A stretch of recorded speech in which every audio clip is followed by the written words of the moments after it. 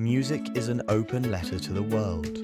In late 1960s Jamaica, that letter was written on booming speakers and crowded dance floors. Duke Reed, a no-nonsense ex-policeman turned liquor store owner, built one of the island's heaviest sound systems and helped spark a movement. When American R&B dried up, Jamaicans made their own records for the sounds. First, the up-tempo bounce of ska named when musicians were told to make the guitar go ska, ska. Then the smoother rocksteady, and soon the new groove with an organ shuffle that producers and singers began calling reggae. Jamaica's 1962 independence brought nights of dancing in Kingston, and as people migrated to Britain, they carried that soundtrack with them. In London, young West Indians faced cold streets and closed doors. Even job cards stamped NCP no coloured people. So they built their own spaces, basements cleared out for boxes and turntables, where the sound system kept culture alive and the music felt like home. Mail-order pioneer Lee Gopful recognised that hunger. Working alongside Island Records in a building on Cambridge Road, he saw Millie Small's My Boy Lollipop go global and realised the potential.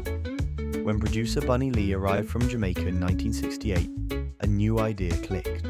Inspired by Duke Reed's title, they named a label Trojan after the Trojan sound and gave reggae a British home. Pirate Radio spun the latest Jamaican 45s, pre-releases tested in clubs, and Trojan compiled the hottest cuts on Tighten Up, the must-own LPs everyone carried under their arm. A cultural spark jumped the gap. Working-class white kids, the skinheads embraced the beat, boots, braces and all. Anthems like Skinhead Moonstomp, Return of Django, and the Pioneers' Long Shot crashed dances where black and white kids moved to the same offbeat. Desmond Decker's Israelites lit up TV screens and opened the floodgates. Suddenly, reggae wasn't just an import, it was the sound of a changing Britain. Halfway through this story, I want to hear from you. What song first made you feel like music could bridge cultures like it pulled people together who might never have spoken otherwise? Drop the title and your memory in the comments, and let's build a playlist of unity. Back on the charts, Trojan kept hitting. Dave and Ansel Collins' Double Barrel went to number 1 after a studio pep talk sparked the iconic I Am the Magnificent intro. Bob and Marcia's Young, Gifted and Black became a proud anthem for a new generation. To push even further into radio, some records were Sweetened with Strings, and Ken Booth's Everything I Own soared to number 1. For a brief blazing moment around 1969 to 71, Trojan placed hit after hit, and reggae felt unstoppable. But success came fast and messy.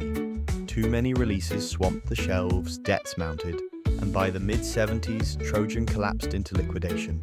It was a painful fall for the only black record company in England, and for Lee Gopful, who had helped turn basement parties into a national soundtrack. Yet the legacy refused to fade. Roots got deeper. Punk took notes. The Clash championed Jamaican rhythms. Then Two-Tone put black and white musicians on the same stage and mainstreamed the spirit of unity that had begun on those early dance floors. As Don Letts put it, church, government and politics did not bring people together. Music did that. If this journey through entertainment and pop culture inspires you, hit subscribe for more true stories of scenes that changed the world.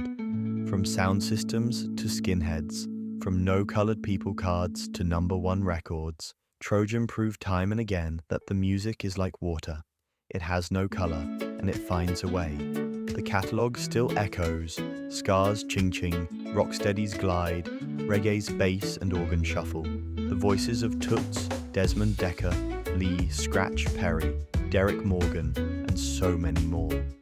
They did not just sell records, they planted the seeds of the multicultural society we take for granted today. The question is, if a beat could do that then, what could it still change now?